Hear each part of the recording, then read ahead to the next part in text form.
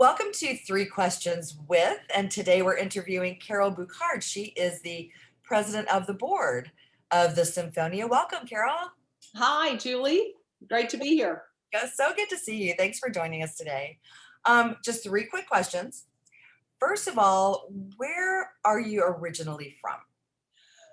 Well, originally I was born in Arlington, Virginia. My father was in the Air Force, and when I was born, my father was at the Pentagon. So we were stationed in DC for a number of years.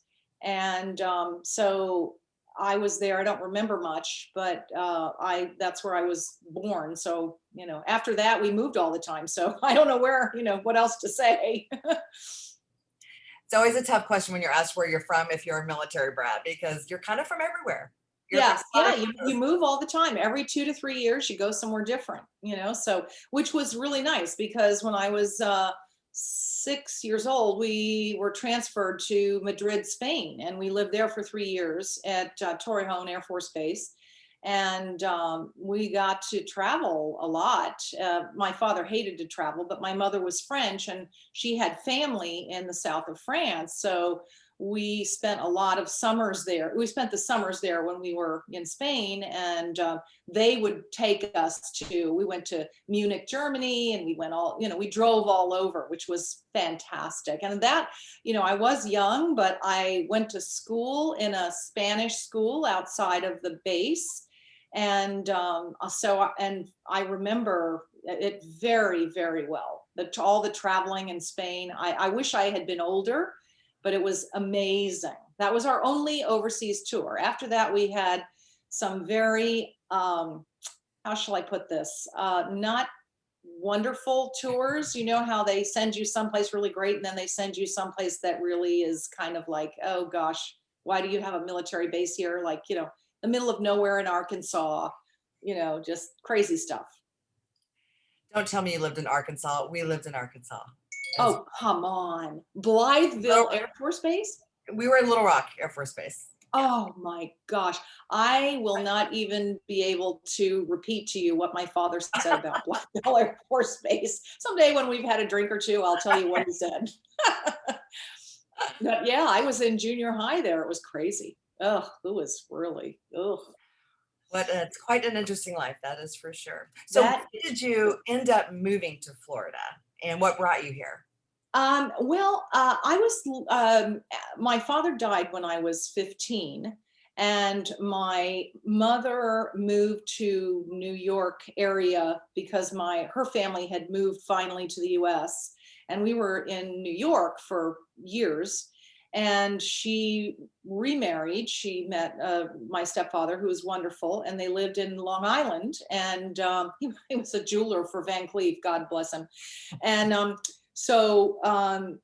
I was in New York and loving it. I worked, in New York, and I really liked it. And then for some unknown reason, my parents decided that it was time to move to Florida, and I was just horrified. So they left me in New York and they moved to Florida. And I was like, wait a minute, you can't do that.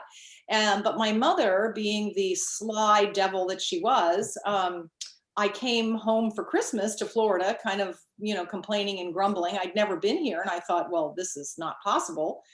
And she had a realtor waiting for me at Christmas time to show me houses that I could buy with what I paid for my New York apartment. So basically I was like, I think I'll call New York and tell them to sell and send me the money, and I'll just stay here. So my parents were here, and I wanted to be near. I had no family left in the New York area. Of course, my daughter almost disowned me because she was, she still thinks, she still lives in New York City, and she thinks that New York City is the chicest, most incredible intellectual place in the world. And she thought I had my brain removed when I moved to Florida. So she was in high school, so she came here with me and grumbled. But you know what, ultimately even she had to admit it was really nice. New York is, you know what New York is like, it's crazy. New York is New York. It's always going to be a very special place, but Florida is, Yeah, and I don't really want to live there anymore. I mean, I love visiting. I really love to visit. But my daughter, she'll never leave New York. She thinks it's the greatest city ever. So that's good. I'm glad for her. well, in Florida, there, of course, there's plenty to do year round. What kind of things do you do when you're not working on behalf of the Symphonia?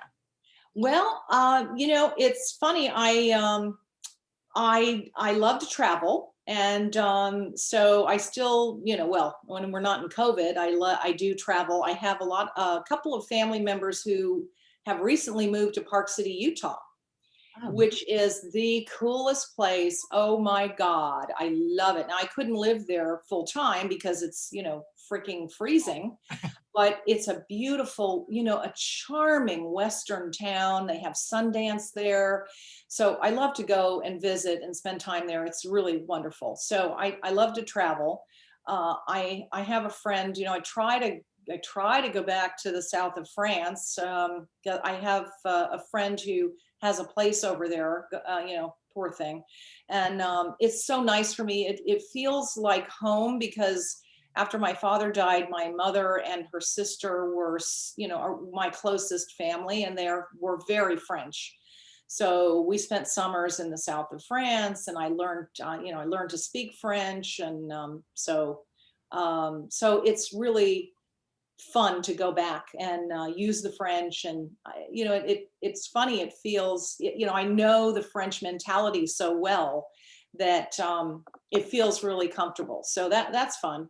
I also there's such nice people here, and I joined a book club a number of years ago. A friend of mine talked me into joining a book club, and the women are just fantastic. They're retired, they're lawyers and CPAs, and it's really interesting because they are, one of them is Jewish, and she's very Jewish, which is fine. I mean, I just mean that we're so different. And, a lot of them joke that they had been in book clubs where, there was a lot of bickering, like you can't talk about your politics or anything because people get really upset with each other. But not us. We all they laugh at me because I was more conservative than most of them. And we laugh. I tell them things and they laugh, and but it's interesting because we're very divided right now, and it's hard to, you don't want to say anything politically because people get very excited, about it. So the book club is great. We read some. I joke that it's the sad and depressed book club because it's always some horrible story, but really good. I mean, they tend to make movies out of some of the books, all the time. So we're obviously picking well.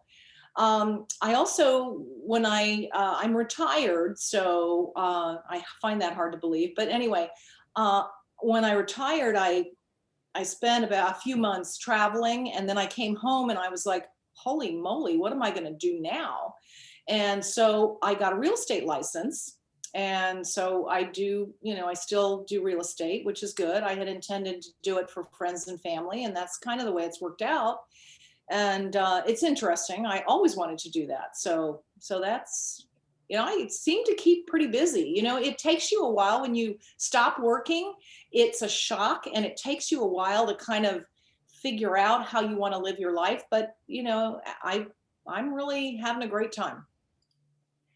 well, with a stellar career in public relations, I know this is sort of question number four, but or statement number four, but I know you had quite a great career in beauty in New York, didn't you? You worked. Yes, my first career, or I was always very outgoing, and I became a PR, a PR person, and I worked for Revlon for a couple of years, and it was just the coolest thing. They had the Revlon store, and they brought us all the beauty products and said, try these and tell us what you think. Oh, gee, that's really tough, And so that was a lot of fun. And then it was during a takeover. Revlon was, I was there during the takeover, and was very interesting from a business perspective. And so we all eventually, went somewhere else. And through some contacts, I went to Reuter Finn Rotman. I left the corporate side and went to the agency side. And I went to work for Reuter Finn Rotman, and I worked there for a couple of years. And then I moved to Gray Advertising's PR company, GCI, and just I had a blast. I mean, I worked on the Olympic coins, the Olympics, and I worked for. I loved medicine, and I can't see a hangnail without fainting, so I couldn't do anything medical, but I could do medical PR. And I did a couple of really interesting projects. One of them was with a Swedish pharmaceutical company, and with an in vitro fertilization company in Boston. And I mean, just really interesting assignments, you know? So I really did like it a lot. And then you ended your PR career, as we all know, at the Boca Raton Resort and Club. You had I did. You know, it's funny. From there, yeah. It was great when I came to Florida. The second PR job I had was Club Med. Oh.